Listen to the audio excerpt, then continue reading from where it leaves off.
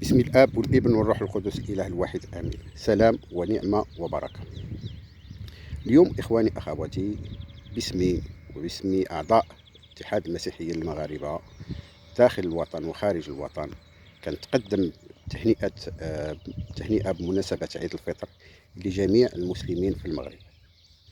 بالمناسبة كذلك كنتقدم تهنئة للمؤسسة الملكية وعلى رأسها الملك محمد السادس نصره الله. وبهذه المناسبة هذه كنتقدم بدعوة لرجال الدين في المغرب. فطلبي منهم هو تحديث الخطاب الديني. فالكل يعلم بأن الخطاب الديني لازم يتغير في المغرب، ويكون تحديث ديالو ويلائم العصر ومتطلبات المجتمع المغربي. فتحديث الخطاب الديني غيكون يحث على التعايش، على السلام. دائما الخطاب الديني تيبحث على الجانب المشترك ما بين الديانات السماوية، ما تيبقاش عنده ذاك الفكر ديال هذا كافر وهذا مؤمن.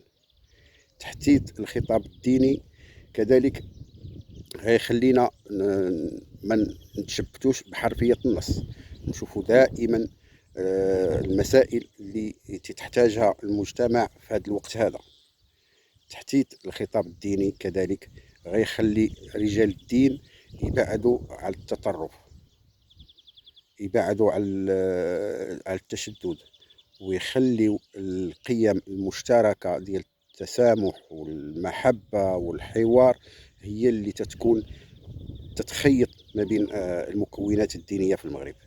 فلهذا أنا كنغتنم الفرصة في هذه المناسبة ديال هذا العيد اللي احنا كمسيحيين كنشاركوا فيه الفرحة مع عائلتنا، مع أصدقائنا، ومع أبناء ديالنا، باش نعطي دعوة لرجال الدين في المغرب.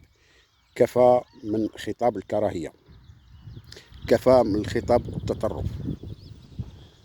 دعنا نكونوا يد واحدة وندعيو للتعايش، وندعيو للتسامح، وندعيو باش نكونوا نسيج مجتمع قوي، ونعطيو المثل العدد من الدول اللي الآن تشوفها تتخبط في حروب أهلية، بحروب دينية، في عدد من المشاكل في العالم. فالمغرب هو بلد الأمن والاستقرار، وهذا الأمن والاستقرار ضروري باش يشاركوا فيه رجال الدين، كما تشاركوا فيه سياسيين، كما تشاركوا فيه مفكرين، كما تشاركوا فيه حقوقيين.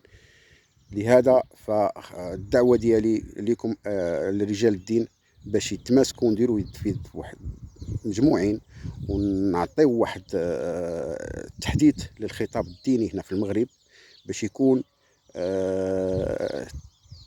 المنبع ديالو التسامح والتعايش وقبول الاختلاف. ربي يبارك لكم حياتكم. ومرة أخرى كنهنئ الشعب المغربي بمناسبة عيد الفطر، وكنهنئ المؤسسة الملكية على رأسها محمد السادس نصره الله. ربي يديه القوة والصحة والعافية باش يوصل هذا البلد هذا لبر الأمان. وشكرا لكم، وربي يبارك لكم حياتكم، وواشركم مباركة.